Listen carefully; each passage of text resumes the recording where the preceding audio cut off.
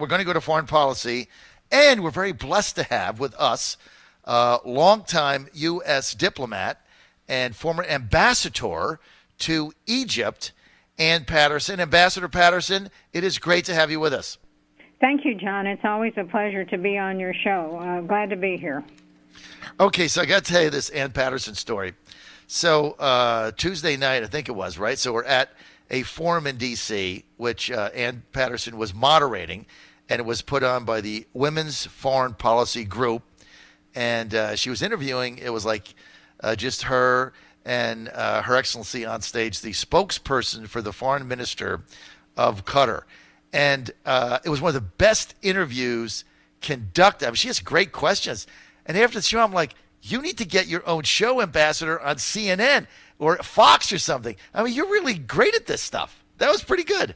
Well, thank you, John. But she was a great guest, too. And it's a great organization to have all these women who have been involved in foreign policy over the years. So it was a good audience, too. And thank you for being there.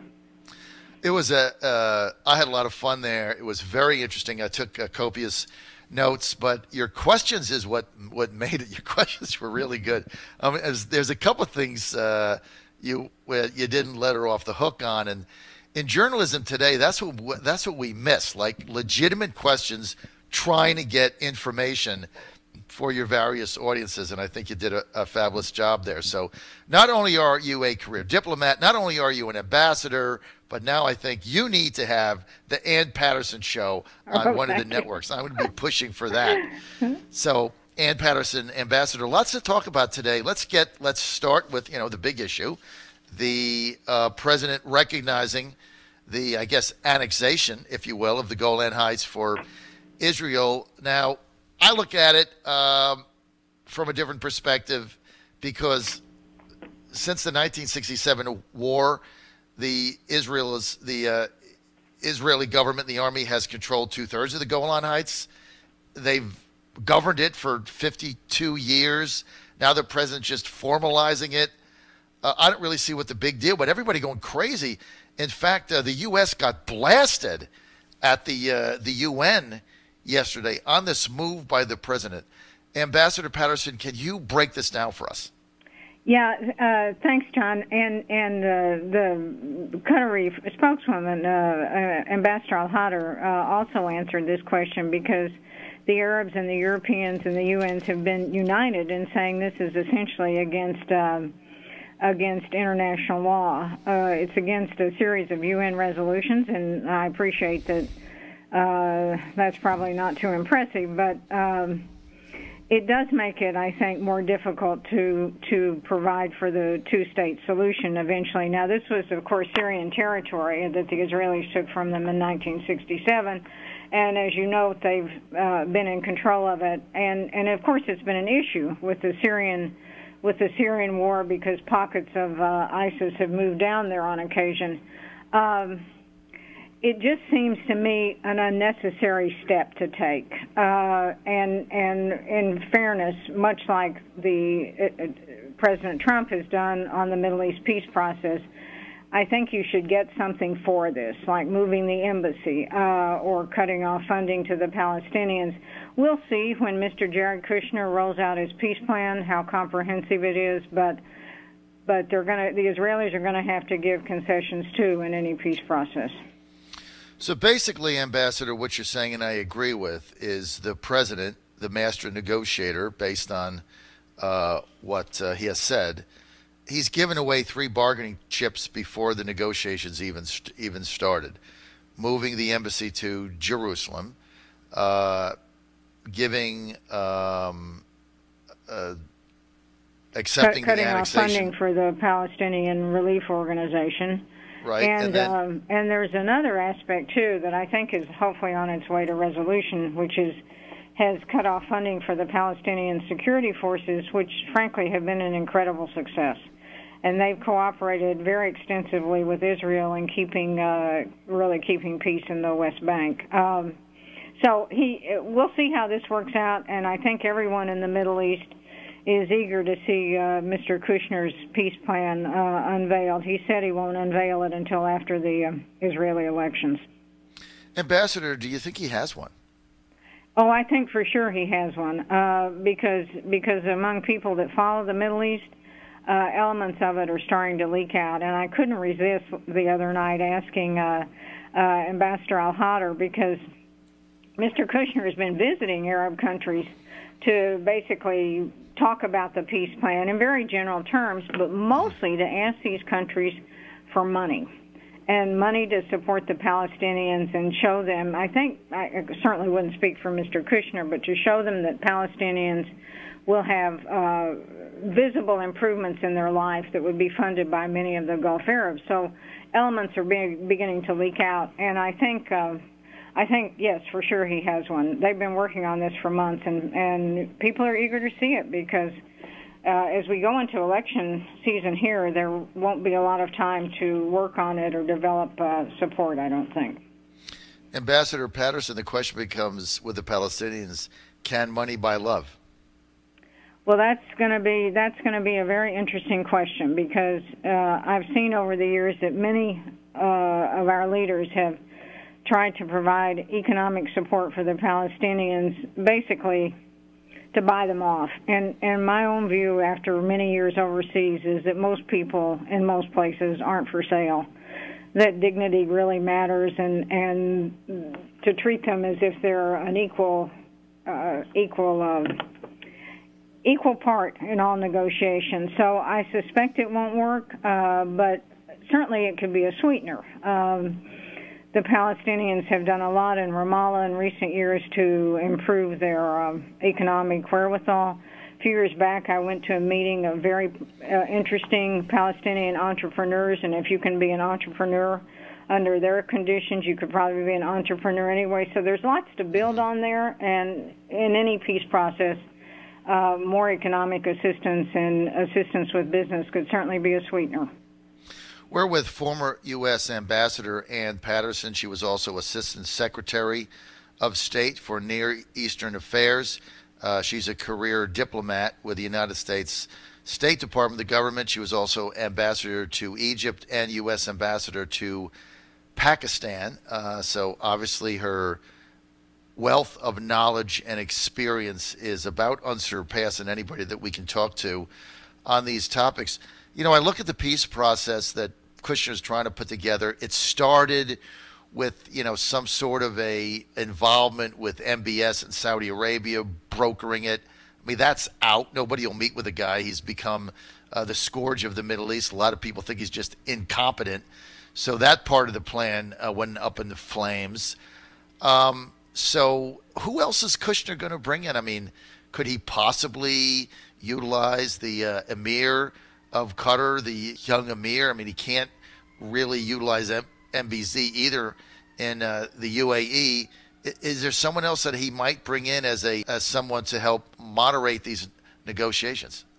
Yes, I think his original, again, to speculate, to be clear, I think his original plan was to basically rely on Egypt and Saudi Arabia. And as you said, John, very insightfully, that what MBS has done most immediately with the murder of journalist Jamal Khashoggi, right, and the war in Yemen, and yesterday there was another terrible tragedy where a bunch of children were blown up near a hospital, that he's basically persona non grata on the Hill in our Congress, and more alarmingly, very unpredictable. So I agree with you. That's probably out. But yes, I think Qatar has always been willing to play a positive role in these negotiations, and they're playing. I think this is sort of under the radar. It's certainly not. It's certainly been in the press. They're playing a very important role right now with the negotiations between the U.S. and the Taliban. And they're hosting this effort, which I understand is moving ahead. So, yes, they could play a very positive role in this, because you're going to have serious Arab involvement for any peace process to proceed. Exactly. This really can't be just the Jared Kushner Greenblatt show. It's going to fail. You have to get Arab leaders involved. And you're right, the Qatar government playing a big role in negotiating our peace process in Afghanistan with the Taliban. But, for one of these things, you're looking at somebody that can not be looked at as divisive from either side, and perhaps the young Emir of Qatar might be able to play that role. When I was at the forum, the Doha forum, there was an interview with the chief Palestinian negotiator. I cannot remember his name. You would probably remember it. But it was a fascinating interview there. But he said, because he was asked the question, well, why won't you guys sit down with Jared Kushner at the table? He's asked for a meeting. Why don't you sit down? And he said, why am I going to negotiate with somebody that has already said by their actions that they're going to do whatever Israel wants? Why on earth would I get involved in that kind of a negotiation? How do you respond to that? Well, I'm afraid, at least on that issue, my sympathies are with the Palestinians. The move of the embassy was sort of the beginning and maybe the end of this too, and of course was not addressed or discussed with the Palestinians. But in some respects, I think the most damaging thing they've done, the administration has done vis-a-vis the Palestinian, is cut off funding for UNRWA, the United Nations Relief Works Association. Now, in fairness, much of it was backfilled by Europeans, but as a signal for the whole entire Palestinian community, because mostly that funds schools. And what we don't want to see anymore in the Middle East is a bunch of uneducated kids that are attracted to extremist ideologies because they don't have exposure to any other sort of education. So I think the steps the administration has taken basically sort of blow off the Palestinians and tell them that they're not important. Now, it's conceivable that with a peace plan that could reverse some of this, but at least I haven't seen it so far. Ambassador Patterson, back to the Palestinians, do you see Kushner proposing a two-state solution or not? Again, totally speculation is that he will propose a variant of the two-state solution. Yes, I think that's possible. But what happens, John, is as settlements move ahead, it becomes more and more difficult to essentially carve out the second state. But it is conceivable that could still work. I think everyone who's worked on the Middle East believes that the two-state solution is really the only viable solution, because if you go to a one-state solution, basically you're going to have an issue of what happens with the Palestinians who essentially live in Israel. Are you going to allow them to vote and play a political role in Israeli life? That's going to be, I think, a very controversial issue within Israel. Well, and didn't the Israeli government, didn't the Israeli Knesset just pass legislation basically ruling that out?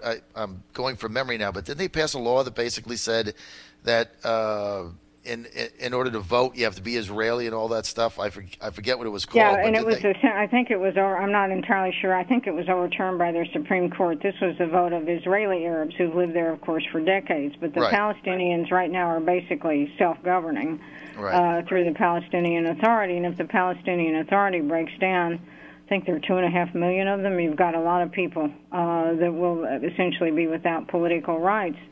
So it's the two-state solution, and I think the Jordanians, the Egyptians, our allies in the region support that, because the last thing they want to see is another intifada. Remember, the West Bank has been peaceful now for many years. Mm-hmm. Well, I mean, it's going to be interesting to see what Kushner comes up with and who he utilizes in the Arab world as someone that could help him get this negotiation done. You're on the John Fredericks Radio Network. We're with former ambassador to Egypt and Pakistan, Ann Patterson. She's a career diplomat with the Foreign Service, and she was also the Assistant Secretary of State for Near Eastern Affairs.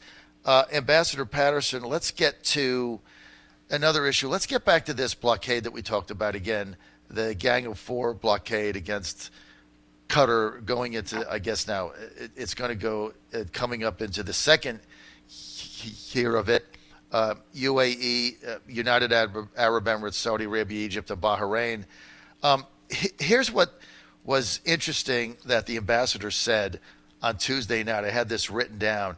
Remember when the embargo started, or the siege, or however you want to term it, one of the reasons that the Saudis and UAE gave was that Qatar was too cozy with Iran. And they said that there was too much business going on with Tehran, and they were opening up trade routes. And of course, Iran in the short term, UAE's enemy in the short term, always been Saudi's enemy. But what I found out at the forum is that the state of Qatar does $100 million in trade with Iran. The United Arab Emirates does $4 billion. So how do they criticize the state? John, that figure, I knew that there was a huge disparity, but frankly that jumped out at me as well, because the UAE and Dubai in particular has always been the central element for trade with Iran and in the region. And the Americans have an office that handles basically Iranian visa holders in Dubai, certainly not in Qatar. Right. So that was just, frankly, a canard, that the Qataris have close relationships with Iran, trading relationships. And what the embargo did, and I thought she articulated this well, was when you cut off a country's food supply from the overland border of Saudi Arabia, they have to turn to other sources, and in this case was Iran and Turkey to get in supplies immediately, and Kuwait and Oman, in fairness. So, yes, they were not the main trading route with Iran by any means. They do share a gas field. That's been tricky for them to negotiate over the years, but it's worked out very satisfactorily. Here's my take on this embargo, John. It's been a disaster for the U.S. It hasn't really been a disaster for Qatar. What it's done for the U.S. is basically crack the Gulf Cooperation Council, which has been essentially an imperfect but very important bulwark for the United States against problems in the region, particularly vis-a-vis Iran. And this just cracked it open, I think, never to be repaired. For Qatar, it's given them an opportunity to diversify their trade and look to those big markets to the east, like India and China and Pakistan, where they can do business, and they're doing just fine. Thank you very much. So this has been a disaster for the U.S., no question about it. And one of the other reasons that the Saudis used for doing this blockade, is they were the ringleaders behind it in MBS, was that Qatar was funding terrorists and they were funding Hamas. Now we find out that, well, not only is that not true, but the government of Qatar just cut off their funding for certain elements of Hamas. Now, they still have to recognize Hezbollah and Hamas and the Muslim Brotherhood, because these are elected officials in various countries in the Middle East, so you just can't make believe they don't exist. But they've cut funding off, and there's been no response from the Saudis on that. So on Hamas, they've to be clear, what they've done, and here's the issue with their funding of Gaza: not a shovelful of dirt goes into the Gaza Strip without Israeli permission. There has been extraordinarily close cooperation between Qatar and the Israelis on that assistance. And I would speculate that the Israelis are frankly glad to have humanitarian assistance flow into there, because it keeps the lid on the situation. But yes, the Qataris are upset with Hamas leadership, and they've taken steps to if not entirely reduce the funding, cut it dramatically. So they're willing to use their money for results, but they cooperate very closely with Israelis on this. And on funding terrorism, the U.S. government has been all over this, and a lot of work has been done because terrorist financing is a complicated issue, because a lot of money will leak out through charities. It's been an issue for decades, and they've done a lot of work with Qatar. There are a lot of agreements signed, and I think if you talk to anyone in the U.S. government now in the Trump administration, they would say there's been huge progress on that. You know what else is interesting? That Ambassador al-Hadr said Tuesday night at the Women's Foreign Policy Group Forum. Someone asked, or I think, Ambassador, you're the one that asked another great question if memory serves me. How does this embargo end? And remember, she said, well, there's not going to be, the Saudis aren't going to get up one day and said, oh, we were wrong, sorry, it's all over. She said it would just end. Like, it'll just stop happening. And but she says that, but on the other hand, Mohammed bin Salman is talking about building a sand dune or a canal or something between the Saudi and the Qatar border, which, of course, makes no sense because it would cost billions of dollars, and they're broke. So how do you see this ending?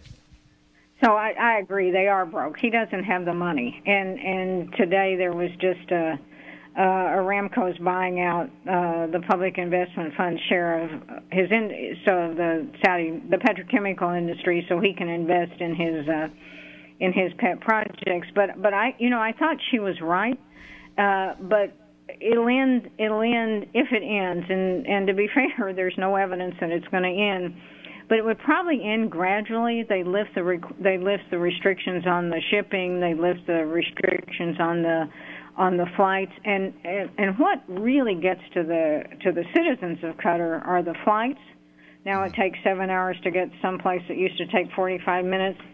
And the family reunification, that probably like you, that really struck me when I went there because, my mother didn't get to go to her brother's funeral in Kuwait. It's that sort of disruption that's really, really gotten them. But I think it'll end, if it does, the flight restrictions would be lifted, the family travel will be lifted, and it would be very, very gradual. But I can tell you, I don't think the Qataris are ever going back to a trading relationship with they'll have to trade perhaps, but they'll never be dependent on their neighbors in the Gulf Cooperation Council again. Well, economically, the Qataris are better off since the embargo, this siege or blockade, whatever name you want to give it, has so blown up in the Saudis' face, just like everything MBS does. I mean, you hate criticizing him because I don't want to end up like Jamal Khashoggi, but I mean, everything the guy touches just turns to crap. I don't know how long it's going to go on there, but I better not say anything else.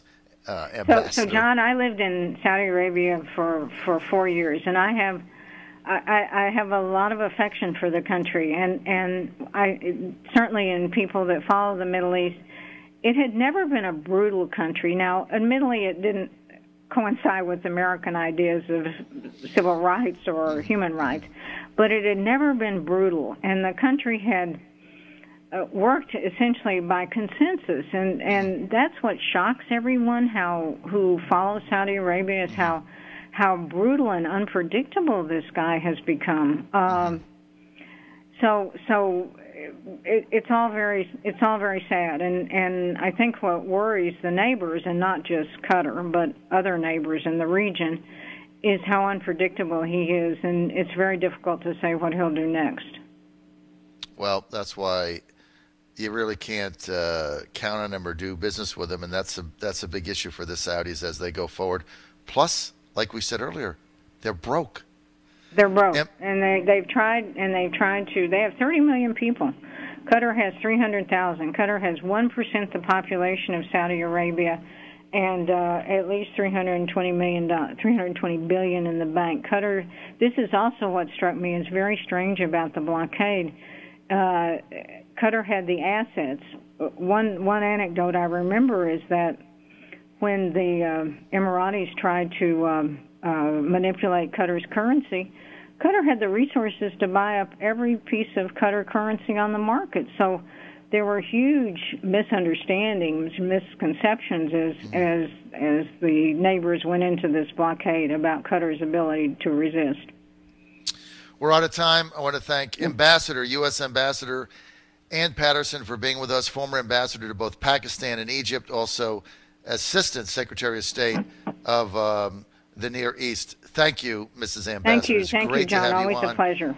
And I'm going to lobby for the Ann Patterson show on Fox News. You should have your own show. It's going to be fabulous. Thank you, John. John Fredericks Radio Network. We'll be right back.